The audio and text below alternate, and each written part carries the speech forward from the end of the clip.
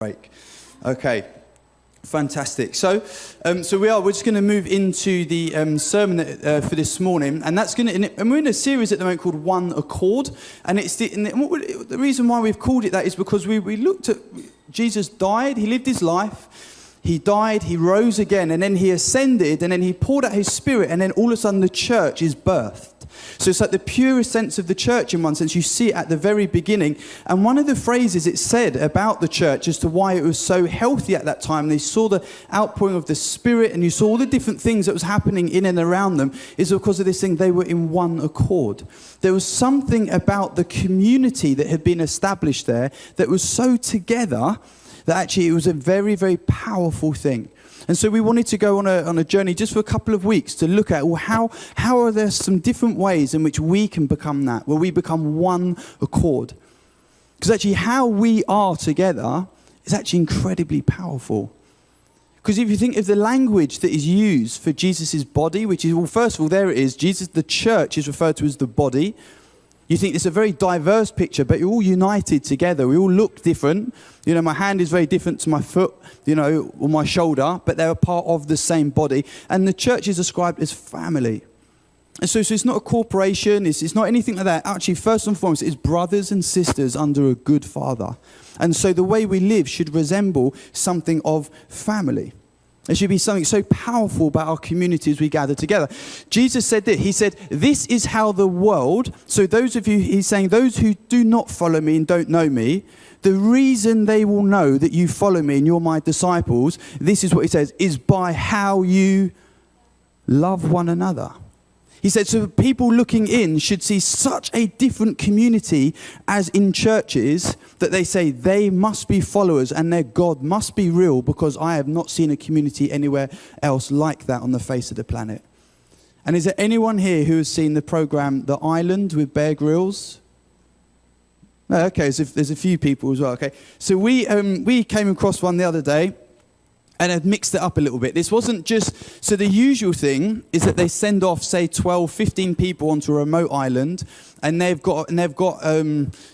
to survive basically for 30 days. That's the target. It doesn't sound tough, but a lot of them fail. It's a tough thing.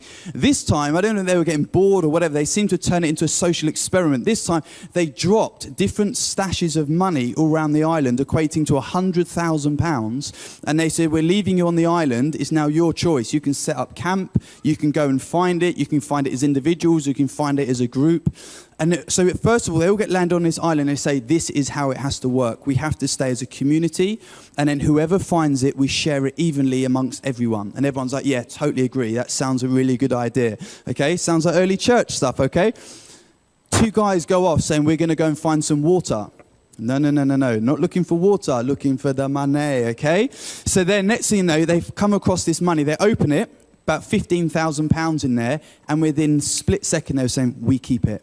We bury it, we hide it, we don't tell anyone around about it. Let's pretend we haven't found it. Just say we couldn't find any water. That's why we go for so long. And I thought, how quickly can disunity, selfishness, and everything else creep into a community? What happened? They returned to camp, and everyone said, did you find any water? And it was lie after lie after lie.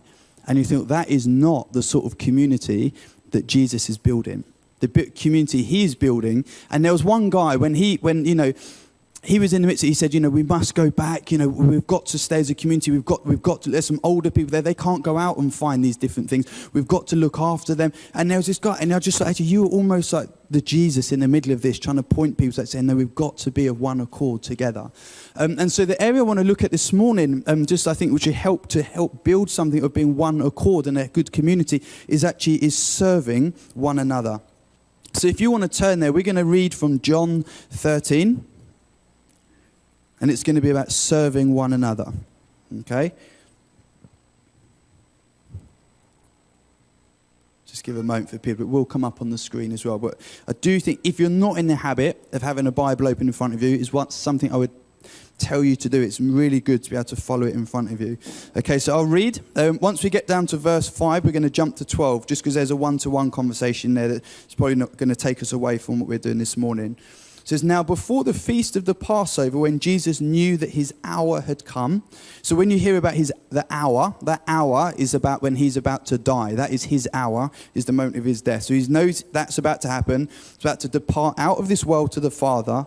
Having loved his own who were in the world, he loved them to the end.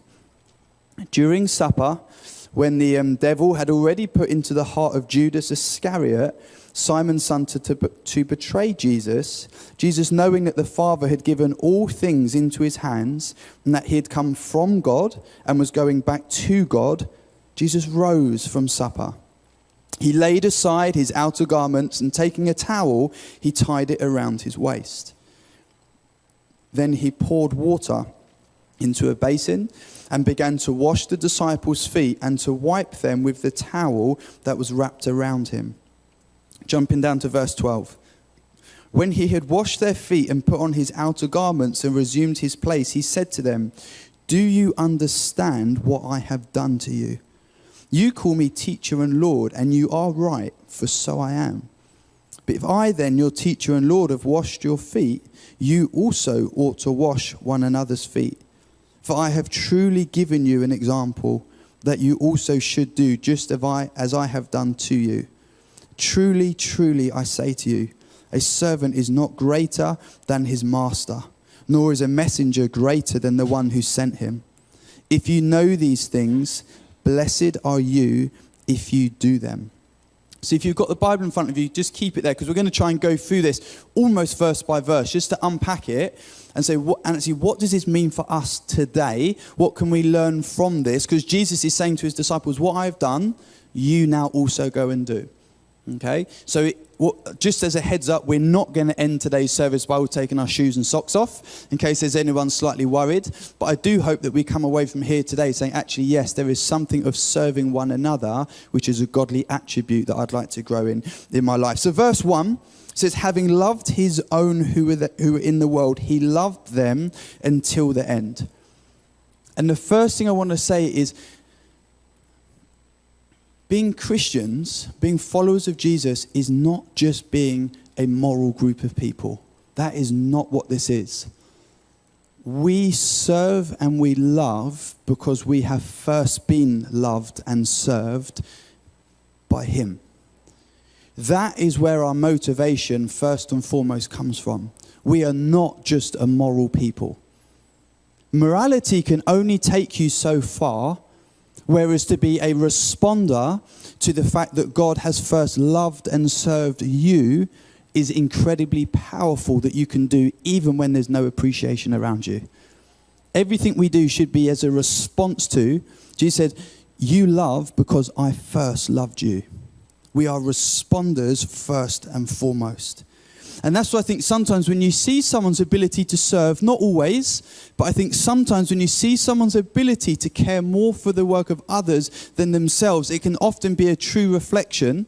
Like I said, not always, but it can be a very true reflection of the understanding they have had of what Jesus has first done to them. Because when you know that someone has laid down their life for you, it's much easier to then go and lay down your life for other people. So the first thing is that we're not just going to rush straight in to saying, oh, we need to start serving more and more. We need to stop and know that we have been served by a God who said, I did not come to be served, but to serve and to give my life as a ransom for many people. We have been served by the highest price in this room this morning above all things. And there's a few biblical examples. I think if you see people, as they have received from God, they turn and then want to do the same to the people around you. So there's a time in Mark 1:31, Jesus goes into, one of his disciples, Peter, he went into his mother-in-law's house because she was ill and she had a fever. So Jesus goes in, he heals Peter's mother-in-law. And does anyone know, it says she got up, and what did she do? She served them. She served them, I think, because of a response to what she had just first received. There was almost a natural thing of that. I've tasted something of this guy's goodness. My default is now I want to serve. In the same way, if you poured yourself out for me, I want to pour myself out for you. And there was a moment as well, very powerful moment in Luke 7, which is speaking of really of a prostitute who's come into the presence of Jesus. And Jesus was furious because there's a Pharisee, one of the religious leaders, who tried to shun and belittle her. But that religious leader missed out on what she had done. He says, "Do you see this woman? I entered your house," speaking to the Pharisee. He said, "You gave me no water for my feet, but she has wet my feet with her tears and wiped them with her hair. You gave me no kiss, but from the time I came in, she has not ceased to kiss my feet. You did not anoint my head with oil, but she has anointed my feet with ointment. Therefore, I tell you, her sins, which are many, are forgiven, for she loved much. But he who is forgiven little loves little." That lady, that prostitute, she grasped that she had been forgiven and brought into something, and so her love was great, because she knew how much she had been forgiven. And so before we press on again, I just want to remind us that each and every single one of us in this room, no matter who you are, has been served by the King of Kings, who laid down his life for every single one of us, who gave us Jesus did not hold on to one single ounce of his life. If there was only one of you in this in this room today who walked the face of this planet, Jesus would have given until his final breath, his final drop of blood for you, because his love for creation is like no other. That has been done for every single one of us. And he says, so in light of that, now we get to serve one another. It says here in verse 1, it says, "When Jesus knew that his hour had come to depart out of this world to the Father." Jesus knew in this moment what was ahead of him. What was ahead of him was an unjust being arrested, an unjust trial. Then he knew that during that trial he would have been beaten, and he knew ultimately he was going to be crucified and he was going to give his life for his creation. He knew that was ahead of him. And in that moment, he still had something, which is, I choose to serve and love you and you and you, those in the room, right to the very end. In such contrast to his disciples who are about to betray him and deny him, he loved them to the very end. And how often do we say, I've got too much on at the moment. I need a little bit of headspace. I haven't got the scope to think about other people. So I read this, I thought, Jesus knew that death was imminent. And he knew it was going to be horrific, grueling death. And yet he somehow managed to find space to serve the people around him. We are without excuse that we are unable to lay down our lives for those people around us. Next thing in verse 3 says, Jesus, knowing that the Father had given all things into his hands, and that he had come from God, and he was going back to God. This shows very, very clearly that Jesus knew who he was. Okay? So it's very, very clear. Jesus knew in that moment he had come from God. He knew that all things had been put into his hands, and he knew that he was going back to God. He knew who he was. And I think when you know who you are, you know your significance before God, you are able to serve. Okay? It's very important. If you do not have a right sense of understanding who you are, you will often fall into one category or the other. One category is you will struggle to serve others, and your heart motive will be that people serve you. Because if you don't know you are significant before him, you will find your significance before others. And by laying down your life for someone else doesn't feel very significant, and so you want people to lay down their life for you. You fall into that category if you don't know who you are. Or you go so far down the other end, the opposite extreme, which is you just serve left, right, and center. You give, because you don't know who you are and you need the approval of people to tell you. And so you go to the other extreme and you say, I'll do that. I don't really want to do it. I'll do it. Why? What's the motive there? You do not know your significance, and you're trying to earn your significance by serving. Jesus didn't model either of those. Often you'll get people who will try to build their own empire by having other people serve their mission rather than their ability to serve them if they don't know who they are.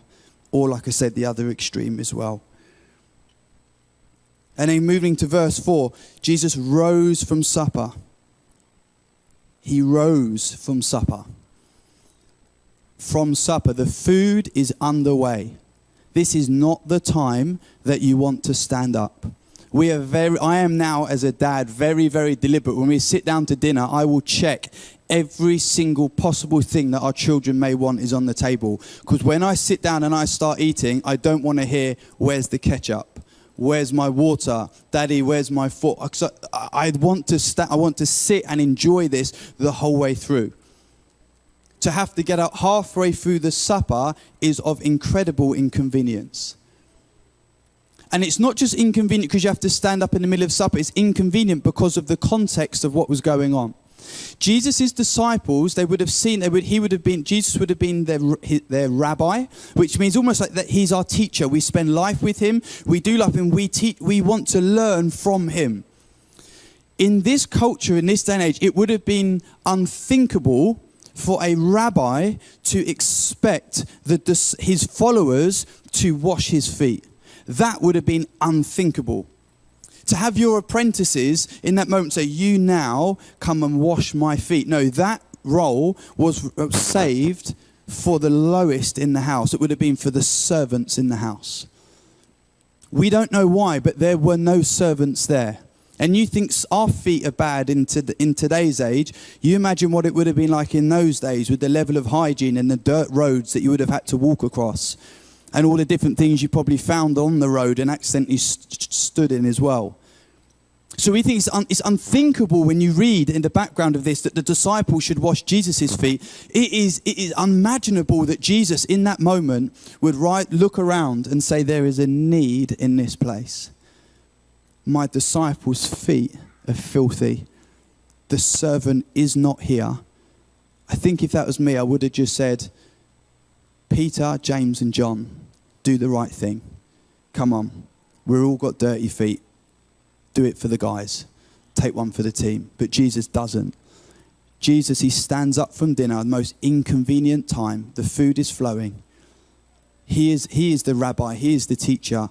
And he demonstrates incredible humility by taking off their shoes, taking a towel, washing their feet. And I just think this is where life is found. We have to be convinced that this is where life is found. Jesus said, if you want to find your life, what have you got to do? What did he say? If you want to find true life, if you really want to know what life is about, what have you got to do? What was his advice to the people around him? You've got to lose it. And I think we're in a day and an age where what we are pumped with constantly through the media and everything else is to live a life where products are being made to be more convenient for you, to make things more comfortable for you. And what we are told is that the true meaning of life is to put yourself in the center of it and have every single thing possibly work perfectly for you in the right timing, exactly how you want it. And if you can find that, you have found life. And yet how many of us can testify that we've probably pursued that at different times in different ways, myself included, and you get to it and you think, this tastes miserable. Jesus was the most joyful, peaceful man that has ever walked the face of this planet, and he poured out his life for other people. So when he says, if you want to really, truly find life, lose it, he speaks not just with advice, but he speaks from experience, which has been documented. That is where true life is really found. Moving on to verse 14. It says, if I then, your Lord and teacher, have washed your feet, you also ought to wash one another's feet. For I have given you an example that you also should do just that. This is now the difficult time for the disciples. It probably would have been quite awkward to have had Jesus stoop that low and wash your feet. I think the most awkward thing would have been when Jesus turned around to him and said, you see this very thing that I am doing? I'm not just doing this for you, but I'm also doing this as an example for what you need now to do to one another. That's the bit where you kind of think, I would have been really happy to have just drawn a line at that point and stop reading that text. Because it's really nice to thought of being on the receiving end of something. But Jesus now ushers people in to say, now I want you to go and do that for the people around you as well. And this was not just a one-off thing for Jesus. It wasn't just a one-off moment. like a science experiment that the teacher never does at any time in their whole entire life, but they do it at the front and somehow you have to think, this is so important. No, this here was just one of many, many, many examples of Jesus' life. He poured himself out for the sake of others. He wanted to build up other people more and more and more. So they stepped into and became the very person that his Father had created them to be. That was his plan. And he made it happen by the life he lived. And he says, truly, truly, I say to you, a servant is not greater than his master. Is there anyone in here who would put their hand up and say, I am greater than Jesus? Be careful, the lightning may come. No, okay? I just think none of us would do it. None of us would put our hands up and say, I am greater than Jesus. And he says, actually, well, if you're not greater than me, and actually no servant is greater than his master, actually the life I've lived, there's no way around it. I call you to live the same life as well. And then this is really one of the crunch bits when he says right at the end, he says, if you know these things, last verse, blessed are you if you do them. And I'm not going to do it now because I've done it enough times. And I know people have now been caught out enough and embarrassed that they don't want to put their hand up anymore. But there's been enough times when I'll say at the end of the service, who here wants to be blessed this week? And everyone says, yes, me. And everyone puts their hand up. And we forget that the words of Jesus are blessed are those who go and put into practice the very thing that you've been taught. So often when people say to me, thank you so much, Michael, that sermon really blessed me this morning. I think, say to them, no, the blessing, I hope it encouraged you and has been thought-provoking, but don't think there's been necessarily that much. If you want to really talk about what the Bible says, the blessing comes your way when you step out and it actually looks like something. And that was not isolated teaching. This is James, which was, I suppose, Jesus' half-brother. How is it, half-brother? James, he says, but be doers of the word and not hearers only, deceiving yourselves. And I think each and every single one of us, even for me, I can read this, I can speak on it publicly, but if my life does not change, it says I have deceived myself. There is no blessing. There is no blessing. And I think I wonder what we associate with being blessed, whether or not, they're blessed because of status or they're blessed because of some sort of position or something like that. And someone called that out to Jesus once. They said, a woman in the crowd, this is in Luke 11, raised her voice and said to him, blessed is the womb that bore you and the breast at which you were nursed. Talking about obviously his mother Mary, saying, because of who you are and she's associated with you, she's blessed.